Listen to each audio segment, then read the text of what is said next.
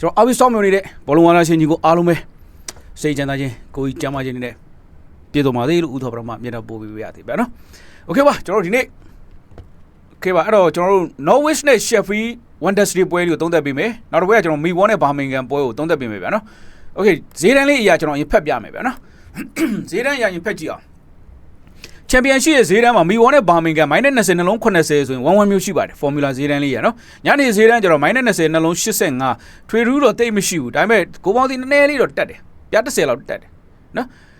အဲ့တတိထားမှာ -30 နဲ့3လုံး80ဈားဆိုရင်ကိုအောင်နိုင်တယ် -30 နဲ့နှလုံး80ရှုံးဆိုရင်1-2-1ချိုးလို့ရတယ်ဒီပွဲက1-2-1လဲရောက်နိုင်ကြရှိတယ်နှစ်ချက်ရှိတာပေါ့1-2လောက်2-1လောက်ရောက်မယ်ဆိုရင်မီဝေါကထက်ကြီးဖြစ်တဲ့တော့မီဝေါကကြေးကြပြီးတော့1-2မျိုးပေးလို့ရတယ်ဘော်ဒီအောက်နဲ့ကိုအပေါ်ဒါမှမဟုတ်ဘူး1-1နဲ့ပြီးသွားရင်လည်းရတယ်သူအဲ့လိုတွေးချင်တာပေါ့1-1လည်းပြီးရင်ပြီးမယ်2-1ဆိုတော့ risk များတယ်မီဝေါနဲ့ကိုအပေါ်ကတော့နည်း risk များပါတယ်ဇုံပေါ်ဆိုတော့လေဒါမှမဟုတ်ထက်သွင်းစဉ်းစားရမှာပေါ့ဒါဈေးတန်းကြီး Norwich နဲ့ Fulham ကကြတော့ Norwich နဲ့ Sheffield Wednesday ကကြတော့ကျွန်တော်တို့နှလုံး40 3လုံး30ဆိုတော့ 2-3 မျိုးပေးနေတာ Norwich ကိုညနေဈေးတန်းနှလုံးတည် body ဈေးတက်တယ်ကိုပေါင်းစီ3လုံး30ကိုပေါင်းစီငြိမ်တယ်နှစ်ချက်ရှိတာပေါ့တစ်ဖက်သင်းဂိုးမရနိုင်လို့ဖြစ်နိုင်တယ်ကိုပေါင်းသိငြိမ်မနေ့ကလီဗာပူးစင်ပုံစံမျိုးပေါ့အဲ့တော့ Norwich ဘယ်နှကိုသွန်းမလဲတွေးရမှာပေါ့ဒီဖက်သင်းဂိုးရနိုင်ရင်တော့ကြေးပြတ်ဖို့မလွယ်ဘူး2-1တစ်ပေါက်ချိုးလို့ရတယ်3လုံး30ကိုပေါင်းစီဟုတ်ပြီနော် brother အဲ့တော့ရွေးချယ်မှုဟိုဒီပေါ့အသေးစိတ်ပြန်ပြောပြမယ်နော် Sheffield United နဲ့ Coventry -20 3လုံး10ဆိုတော့ BD ရဲ့ဈေးတန်းဗျ Boarding to score ဈေးတန်းမှာ Stoke City နဲ့ Oxford ကလုံး80နှလုံး80ဆိုတာဒါ zone out တစ်ခုပေးလို့ရတယ်ကိုကပိုပြီးစစ်ဖြစ်နိုင်တယ်ဒါဈေးတန်းရပါတော့ formula ရ okay ပါညနေဈေးတန်းကျတော့တစ်လုံး90နဲ့နှလုံး30ထက်ကြီးဘော်ဒီကိုက1 မျိုးပေးချင်တာဗျကိုအောင်လေးမစိုးပါဘူးဒါဈေးတန်းရပါနော် okay ဒါဆိုကျွန်တော်ဈေးတန်းရဖက်ပြီးဆိုရင်ကျွန်တော်အသေးစိတ်လေးနဲ့ရွေးချယ်မှုလေးကိုစလိုက်အောင်ဗျာနော်15မိနစ်စာပဲရတဲ့အတွက်ကျွန်တော်အမြန်လေးပြောပေးတော့မှာဖြစ်ပါတယ် brother နော်ဘယ်လိုမှတမျိုးမထင်ပါနဲ့ Norwich နဲ့ Sheffield Wednesday ကကျွန်တော်တို့ Norwich ကအဆင့်18ဗျ Sheffield Wednesday ကအဆင့်24တန်းစင်းဖို့တေချာနေတဲ့အသင်းတစ်သင်းဖြစ်တယ်အဲ့တော့ Sheffield ကွင်းမှာ Norwich က -50 ပဲပေးခဲ့တာ Norwich ကွင်းမှာဆိုရင် -100 ခုနှလုံး50ဆိုတာကအရင်ပြင်းလုံးပါတယ်နော်ဒါဘူကီလည်းသိရကျွန်တော်တို့ရိုးရှင်းရှင်းလေးတော့ဖြစ်နေတယ်ဟုတ်ပြီကျွန်တော်ဆက်ပြီးကြည့်အောင်နှလုံးတရေဒီဘော်ဒီစီကပြင်းလာတယ် brother တဖြည်းဖြည်းနဲ့နော်ကိုပေါင်းစီကငြိမ်နေတယ်အဲ့တော့ကျွန်တော်ပြောပြီးသွားပြီဈေးတန်း formula ရတစ်ဖက်သင်းကိုရနိုင်ချေနဲလို့ဆိုရင် 2C 3C မျိုးပေးလို့ရတယ်တစ်ဖက်သင်းကိုရနိုင်ချေရှိတယ်ဆိုရင်တော့3လုံးနဲ့ရက်မယ်2-1တစ်ပေါက်တော့ကြောက်ရတာအဲ့တော့ middle row လို့အမှတ်ဒီဆွဲခေါ်သွားမလားတွေးလို့ရလားဆိုတော့ဟိုကောင်တန်းစင်းတော့မှာလी no Wednesday ရ no brother okay အဲ့တော့ချားချက်လက်ကိုလေ့လာတဲ့အခါမှာ Norwich ကသူ့ရဲ့အိမ်ကွင်းမှာအလွန်ဆုံးပေးလာတဲ့ဈေးတာ-100ဈေးတန်း brother ဒီတစ်ခါပေးလာတဲ့နှလုံးတရေဆိုတော့နှလုံး50ပဲပြောနှလုံး50ပဲထားအောင်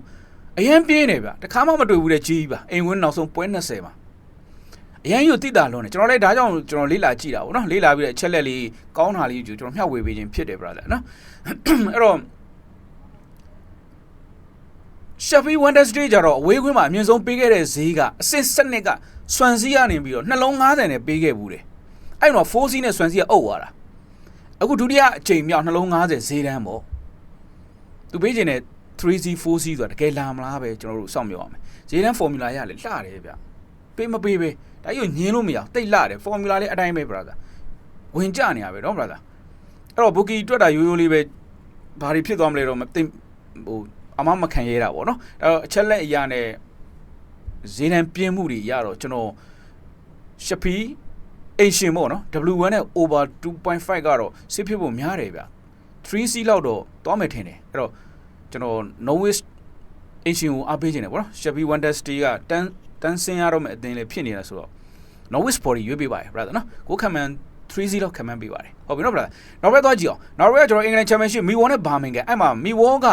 နောက်ဆုံး5ပွဲမှာ3ပွဲနိုင်တပွဲတည်ရင်နဲ့ post mount တန်းစစ်စုံတွေကအသင်းကိုလောက်ရတာ 1-3 နဲ့အိမ်ဝင်တိတ်ကောင်းတဲ့အသင်းတော့ Millwall က brother အမခွဲသွားတာ middle row မနေရလေအဲ့လိုပဲ brother နော်အဲ့ဒါယူလက်မခံလို့မရဘူးဗျရာတီပွဲကြော်လာရင်အဲ့အချက်လက်တွေကထဲသွင်းစဉ်းစားတော့မှာနော်မိတ်ဆွေတွေတငယ်ချင်းတွေကြားထဲမှာစီဝါကြီးအတူလို့ရင်အာနာစရာအရန်များသလိုပေါ့ရာတီပွဲကြော်လို့ရှိရင်ကျွန်တော်မသိတဲ့အရာတွေအများကြီးရှိရဗျ ဟုတ်ပြီနော် brother okay အဲ့တော့နောက်ဆုံးပွဲတန်းစင်းစုံနာကအတင်းရဲ့ post mode ကိုအမှတ်ခွဲတာ1-3နဲ့ဆိုတော့ကျွန်တော်တို့ကသွားပြီးတော့စိတ်ဆိုးလို့မရအောင်ဒါကတော့တပွဲတလီကတော့ပါမှာပဲလောက်ပါပဲနော် okay ဘာမင်ကန်ကလည်းကျွန်တော်ကြည့်ကြည့်အောင်နောက်ဆုံး10ပွဲမှာ10ပွဲတီတော့ကြေးအောင်ထားတယ် brother ဘာမင်ကန်ကမီဝေါကကျတော့နောက်ဆုံးအိမ်ကွင်းပွဲ20မှာ6ပွဲပဲကြေးကြထားတယ်14ပွဲတောင်ကြေးအောင်တာ13ပွဲအောင်တပွဲအသေးကြီးပေါ့အိမ်ကွင်းတိတ်ကောင်းတဲ့အသင်းလို့ပြောလို့ရတယ်ပို့စမောက်ကိုပဲခွဲရောင်းသွားတာနောက်ဆုံးပွဲအဲ့တော့နှစ်ပွဲဆက်ခွဲရောင်းပါမလားတော့နည်းနည်းတော့စိတ်ပူတာပေါ့သူပေးချင်တဲ့မိုင်းနဲ့20နှလုံး80ဆိုသူပေးချင်တဲ့1 ace ဟုတ်ပြီမျိုးသိမင်းမင်းယူလိုက်ကိုပေါင်းစင်းနဲ့ဆို1-1နဲ့သွားမယ်လို့တွေးချင်တာလားကျွန်တော်တွေးလို့ရတယ်ကိုကန်10ပါညာမပါဘူးဆိုရင်တော့1-2ရောက်သွားနိုင်တယ်ပင်လေဒီမဝင်တာကိုကန်10ပါတာအနီထုတ်တာပန်သွားရင်တော့1-1နဲ့များတာပေါ့နော်တကယ်တမ်းကဘာမင်ကန်ကလည်းနောက်ဆုံး10ပွဲမှာ10ပွဲထိကြေးအောင်ထားတာခြေခံတိတ်မှန်နေတဲ့အသင်းတစ်သင်းမှာ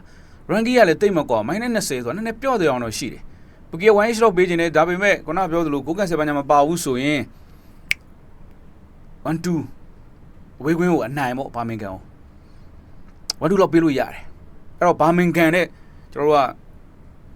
ကိုမောင်မသေးကြဘူးဆိုရင်ကိုအောက်ပေါ့နော်1-1လောက်အနည်းဆုံးသွားနိုင်တယ်အဲ့တော့ဘာမင်ကန်နဲ့ကိုအောက်ကမနစ်နာလောက်ဘူးလို့ကျွန်တော်ယူဆမိတယ်ဟုတ်ပြီနော် brother ရွေးချယ်မှုကဘာမင်ကန်40ဝေးကွင်းမှာကိုအောက်နဲ့ဟုတ်ပြီနော် brother okay နောက်တော့ကြည့်အောင်နော်အဲ့တော့ championship ကိုတော်ပြီဈေးတန်းလေးဖတ်ပြရပြီဆိုကျွန်တော်နည်းနည်းလေးနောက်ကျမှဖြစ်တဲ့အတွက်ကျွန်တော် champion league တွေကိုသုံးသပ်ပြီးမှဖြစ်တယ်အဲ့စလိုက်အောင်နော် brother champion league အဲ့တော့ champion league မှာစောပွဲကမနေ့ကဇုံပေါ်ကျွေးသွားပြီနောက်ပွဲကတပွဲကျွေးရမှာကျွန်တော်ပြောပြပါလေဘာကူစင်ကိုကျွေးမယ်ထင်တာနယူးကပေးချင်တဲ့ဈေးထက်ရိုင်းပြင်းပြီးဆွဲခေါ်သွားအောင်နော်အဲ့ဒါတွေရိုးလုံးနဲ့ရုပ်ကအတွေ့လေးတီးတီးနဲ့ခံလဲရတာဝမ်းစင်းနဲ့အုပ်ထားတာအိမ်ဝင်းလည်းအုပ်မှာပဲဆိုကလေးတွေးကြီးနဲ့ကျွန်တော်တို့ဟိုဈေးပြင်းပြင်းဖောက်ပြီးတော့တလုံးသားလောက်ပဲနိုင်ယူသွားတာတော်တော်လေးကိုရုပ်ပဲ့တယ်ဒါကြီးကတီးတီးနဲ့ခံလဲရတာပါခဏခဏလေးကြုံဘူးရနော်အဲ့လိုမျိုးလေးโอเคအဲ့တော့ဇုံပေါ်ပြီးရဆိုညနေပွဲကတပွဲကထက်ချစ်ပေးလို့ရတယ်ကိုပေါင်းကထားပါတော့နှစ်ပွဲပေါ်နှစ်ပွဲအောက်ပေးလို့ရတယ်လေဘာလို့သုံးပွဲပေါ်နေလဲသဘောတရားကိုပြောပြတာမျှပေးလို့ရတယ်အဲ့ဒါလေးကိုဇုံပေါ်ပေးရဆိုနောက်ပွဲတွေကတပွဲပဲထက်ချစ်ပေးလို့ရတယ်လေဘာကူစင် 1C 2C မျိုးပေးလို့ရတယ်လောက်သွားတာတလုံးတည်ရင်တလုံး90စားတီဘော်ဒီစီကျသွားလို့ပဲပြောစရာအားနေချက်ရှိတယ်လေဘာကူစင်အိမ်ကွင်းမှာခြေစမ်းနဲ့နိုင်ပေးလို့ရတယ်မြင်းကျိုးက Z2 နဲ့ကြီးအောင်ထားလို့မနိုင်တာပဲလို့ထင်မိတာပေါ့နော်ထားပါတော့โอเคအဲ့တော့ကျွန်တော်တို့သုံးသပ်တဲ့အချိန်မှာထူးခြားတဲ့ချက်ကဘာရှိလဲဆိုတော့ကျွန်တော်ပြောပြီးပြီအစောကဒီအရင်ကျိုးကကြေးပြင်းတဲ့အသင်းတွေပေါ့နော်ဥပမာနယူကာဆယ်ပွဲအခုပြန်ဂိုးပေါ်တယ်နော်အက်တလက်တီကို 3-3 ကနေပဲအခုပြန်ပြီးဂိုးပေါ်တယ် 4-1အဲ့လိုမျိုး back end အနေနဲ့ကျွန်တော်တွေးကြည့်တဲ့အချိန်မှာပေါ့နော်ဒီဘက်မှာကျွန်တော်တို့မိုနာကိုနဲ့ PSG 2-3 ပြီးခဲ့တယ်ဒီနေ့ည PSG ကွင်းမှာရောကိုပေါင်းစီ၄လုံးနဲ့ပေးလို့မရဘူးလားပေါ်ပေးလို့မရဘူးလားဒါနံပါတ်1တစ်ချက်ပေါ့နော်နောက်ကျတော့ကလာရာစီနဲ့ဂျူပင် 5-2 ဟုတ်ပြီဂျူပင်ကွင်းမှာရောနှစ်သင်းလုံးကဂျူပင်ကအရင်တော့အဲ့လိုမဟုတ်နော်ပျော့ပျော့လေးနဲ့ဂိုးအောက်လေးစော့လာပြီးတော့အခုနောက်ပိုင်းကျတော့မရဘူးတားဟုတ်ဖွင့်ဆိုပေါ်တယ်ဟုတ်တာဂျူပင်ကမိပြပြောင်းပြီးတော့အဲ့တော့ဂျူပင်ရဲ့ပွဲကပေါ်မလားအဲ့နှစ်ပွဲတဲ့တပွဲတော့ over ရိုက်လို့ရမနေ့ကလည်းကျွန်တော်ပြောပြအက်တလက်တီကိုလည်းကျွန်တော် over 2.5 တပွဲကောင်းပေးခဲ့တာပဲကိုပေါ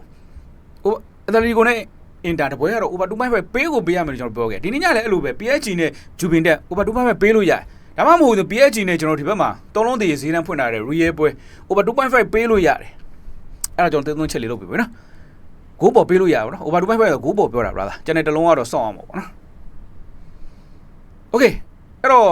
့အဲ့လိုတွေးလိုက်တဲ့အချိန်မှာကိုအောင်နိုင်တဲ့ဈေးတန်းကတပွဲပဲရှိတယ်ဒေါမွန်နဲ့အတလန်နာအဲ့လိုဖြစ်နေတာပေါ့နော် okay ကျွန်တော် charge လေးလေးလာကြည့်အောင်ဈေးတန်းရရင်ဖက်ပြလိုက်မယ်တော့ brother နော်အတလန်နာရဲ့ဒေါမွန် -20 နှလုံး90ဒါ 1-2-1 ဆော့ကကျွန်တော်တို့ဒီ Norwich နဲ့sorry မီဝေါနဲ့ဘာမင်ကန်ကိုကျွန်တော်သုံးသပ်ပေးခဲ့လေ -20 နှလုံး90 1-2-1 ပေးလို့ရဒီကောင်လည်းအဲ့လိုပဲ 1-2-1 ပေးလို့ရစတင်ကြီးရဒါပေမဲ့နည်းနည်းလေးကြာသွားရင်တော့ကိုအောင်နိုင်တယ် 1-1 2C Z2 ဒါမျိုးလှည့်ကျင်တာပေါ့အဲ့တော့ 1-1 လောက်ပေါ့အဓိကကတော့အခုလည်းသူကဒေါမွန် 2C နဲ့နိုင်ထားတယ်ဆိုအတလန်နာကို 1-1 လောက်ပဲပေးကျင်တာလားသဘောတရား 1C နိုင်သွားတယ်ပြီးမှကန်ဒီမှာတော့မှပြန်ရှူ 1-1 နဲ့အဲ့လိုပဲသွားမဲ့ပုံစံမျိုးလားဒါမှမဟုတ် Z1 တော့မှရှူပြီးမှ 1-1 ပြန်ချိုးမဲ့ပုံစံမျိုးလားဈေးတန်းအဲ့လိုလေးဖွင့်ထားလို့ယူဆလို့ရတယ်ညနေဈေးတန်း -60 ဘော်ဒီစင်းနည်းနည်းတက်တယ်ကိုပေါင်းစီ3လုံး30ကိုပေါင်းစီလေးတက်တယ် brother သုံးတက်တာနော် formula က -50 နဲ့3လုံး20လောက်ဆိုရင် 1C မျိုးတော့ရှိတယ်ဗျ -50 နဲ့3လုံး10အတလန်နာ 1C မျိုးတော့ formula ရှိတယ်အခုကဇုံတက်တယ်ဆိုတော့စဉ်းစားကြတော့ခက်သွားတာပေါ့ ပုံမှန်စတင်ကြီးရာဆိုတော့1-1လောက်ပေးနေတာပေါ့အစောပွဲမနေ့ကလည်းဇုံပေါ်ကြီးကျွေးထားတယ် BDS ကျွေးထားတယ်ဆက်ကျွေးပါမလား brother အဲ့ပွဲကျွန်တော်ထွေထူးမရှိတော့ဘူးဗျာနော်ကျွန်တော်ကြိုက်တဲ့ပွဲလေးပဲပြောလိုက်မယ်တကယ်လို့ထူးခြားတာရှိနေကျွန်တော် Telegram မှာသုံးသက်ချက်လေးရေးပေးပါမယ်နော် brother MDMB ဆိုကြွခဲ့ပါ Telegram နဲ့ကျွန်တော်စောင့်နေမယ် brother နော်ရွေးချယ်မှု Unique Sport လေးတွေရှိပါတယ်အဲ့ပွဲတော့ကျွန်တော်နည်းနည်းလေးမပြတ်သားဘူးဗျာနော်နောက်ပဲသွားကြည့်အောင်ဂျူဘီနဲ့ကလာတာစီးကတစ်လုံး40စားနဲ့3လုံး20စားစဖောက်ခဲ့တာညနေဈေးတိုင်းကျတစ်လုံး40ရှုံးတယ်1+ ကနေ1 နဲ့တေးကြတာပေါ့ဂျူဘင်တက်လိုက်ရမှာပဲ brother ကြည့်အောင်မောင်မကြည့်ရမယ်နံပါတ်1တစ်ချက်က1+ 40ကနေ1 နဲ့40ခြေပေါင်းနေဆိုတေးကြပေါ့ဂျူဘင်ပေါ့ဘူကီနောကိုလိုက်ရမှာပဲမဖြစ်မနေလိုက်ရမှာတစ်လုံးတော့နိုင်လိမ့်မယ်နှလုံးနိုင်မနိုင်ပဲကြည့်ရမှာအဲ့လိုပေါ့ကိုပေါင်းသေးကလည်း3လုံး30လောက်ကနေ3လုံး40ရှုံးပြီးတက်လာတယ်ကိုကလေမြူးမဲ့နေထားပဲစောပြောသူပထမကြော့တော့ကိုမြူးထားတဲ့နှစ်သင်းဆိုတော့ပြန်ပြီးတော့ကိုမြူးသွားနိုင်မလားသူပေးလာတဲ့ဈေးတန်းရဆိုဇုံပေါ်တစ်ခုတော့တွေးရတော့ပါ brother အဲဒါတော့2-1လောက်ရောက်မယ်ထင်တယ်နော်ဘာကြောင့်လဲဂျူဘင်တက်က1+ မိုင်ယုံနဲ့ဆိုဂျူဘင်တက်အနိုင်ကိုတော့စစ်ဖြစ်ဖို့များတယ် brother ရင်ပွဲကလေရှုံးထားတာပြက်သားကြီးလေဒီပွဲကတစ်လုံးနှလုံးနိုင်တော့ဘာဖြစ်မှာမလို့လဲဂုံသိခါရဂလာတာစီကဘယ်လောက်ကောင်းနေမှာမလို့လဲဂျူဘင်တက်အိမ်ကွင်းမှာအဲ့လိုပဲတွေးလို့ရဂျူဘင်တက်နိုင်မှာ brother အဲ့လိုပဲကျွန်တော်တွေးတယ်နော်ဂျူဘင်တက်ဝင်းတိတ်ကြိုက်တယ်အဲ့လိုပဲတွေးလိုက်နော် brother အနိုင်ကိုပြတ်မပြတ်ပဲကြည့်ရမယ် -40 ချင်းပြီးဂျူဘင်တက်ပဲရွေးပြီနော် W1 ပေါ့PSG မိုနာကိုအဲ့တော့ PSG ပေးလာတဲ့စီကနှလုံး40ဆိုတော့လက်ရှိ PSG ရဲ့ form နဲ့မိုနာကိုရဲ့ form တိတ်ချားထားတယ် brother PSG အိမ်ကွင်းမှာတော့မိုနာကိုဘာမှလှုပ်နိုင်မယ်မထင်ဘူးကျွန်တော်တွေ့ဘာကြောင့်လဲနောက်ဆုံး9ပွဲမှာ PSG တပွဲပဲရှုံးတယ်မိုနာကိုကနောက်ဆုံး9ပွဲမှာ2ပွဲရှုံးတပွဲသိရလက်ရှိ current form ရတဲ့လူနာစင်းနဲ့ရဆိုတော့ PSG အိမ်ကွင်းမှာတော့မိုနာကိုခက်ခဲမဲ့ထင်တယ် brother ဒါဆိုအရင်ကြော့အတူတင်းနေဆိုတစ်လုံးလောက်ပဲတာလို့ဒီပွဲတော့အလုံးစုံနှလုံးလောက်ပြတ်မဲ့ပုံစံမျိုးနဲ့ဆွဲခေါ်တာလားဆိုတွေးလို့တော့ရတာပေါ့တပီရင်းလေးနှစ်သင်းဆိုတော့လေပြောရခက်တယ်ကိုပေါင်းစီကတော့အစောကပြောသလိုကျွန်တော်တို့ရင်ပွဲထွေရမှာ2-3တိတ်လာတယ်ဒီပွဲလဲ ACC နဲ့တော့ပြီးသွားမယ်မထင်ဘူးအနည်းဆုံးတော့3-9ရောက်လောက်တယ် brother ရေနော် PSG နိုင်မယ်ဒီဈေးနဲ့ဖောက်လာမနိုင်တရားတော့မရှိဘူးဗျချန့်နေရအများကြီးရှိတယ်ကျွန်တော်နိုင်နေ brother လွယ်လေးမပြောနဲ့ဆိုရင်အများကြီးရှိတယ်ပထမပိုင်းကိုရိုက်လိုက်တယ်နိုင်ရက်လိုက်ပေါ့မနိုင်ဘူးဆိုဒုတိယပိုင်းဒါအများကြီးခွင့်လေးအများကြီးရှိတယ်အသေးစိတ်တော့မပြောတော့ဘူးเนาะအသေးစိတ်မပြောတော့ဗျပြောလို့ရှိရင်ပြောလို့မရလို့အဲ့လိုမျိုးကြီးရှိတယ်အဲ့တော့ခုလေကျွန်တော်တို့ PSG နိုင်မဲ့ဈေးတန်းမျိုးပဲ PSG ကြိုက်တယ် W1 ကိုကလည်း3လုံးလောက်ရောက်မှာ over 2 ပိုင်းပဲအဲ့တော့ PSG body ဒါမှမဟုတ်9ဘော်တစ်ခုကတော့ရွေးရမှာပေါ့ဒါပဲရှိတယ် brother ဟုတ်ပြီနော်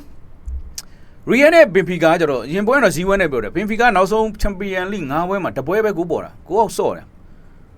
ပိတ်ဆော့နေတာပေါ့ဒါမှမဟုတ်မော်ရီယိုရဲ့ပုံစံအတိုင်းပဲ Real အဲ့လိုမဟုတ် Champions League အိမ်ဝင်4ပွဲမှာနောက်ဆုံး4ပွဲမှာ3ပွဲတွေ9ပေါ်တပွဲပဲ9အောက်ထားတာဂျူဘင်တက်ကို1-1နဲ့နှစ်ပွဲဆက်အောက်တယ်မရှိဘူးမဟုတ်ရှိတယ်ရှားတယ်ပေါ့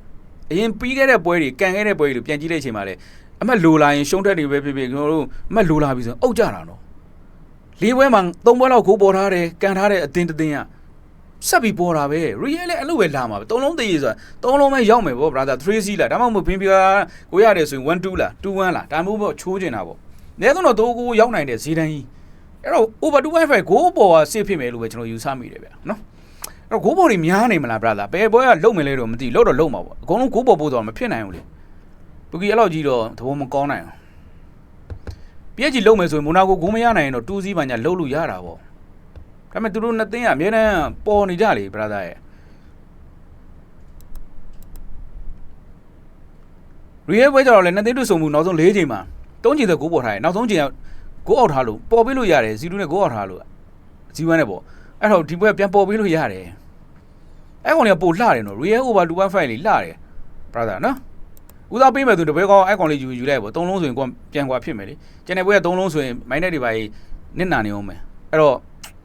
Real over 2.5 ကို try လုပ်လိုက်ပါနော် okay အဲ့တော့ကျွန်တော်ရွေးချယ်မှုကကျွန်တော် brother ကို final နေတဲ့အချင်းချုံလိုက်မယ် Norway ကြိုက်တယ်ဘယ်နှကိုပြတ်မလဲဆိုတာပဲကြည့်မယ် Sheffield Wednesday series နဲ့ပေါ့နော် brother နော် okay Norway body ရွေးမယ် Real over 2.5 ရွေးမယ်နောက်ပွဲကကျွန်တော် Birmingham ကိုအောက်ရွေးမယ် brother နော် okay ပါဒီနေ့ညရွေးချယ်မှုက Birmingham body နဲ့ကိုအောက်လောက်တွဲလိုက်ပေါ့ဗျာ brother ကြိုက်တာကြီးပေါ့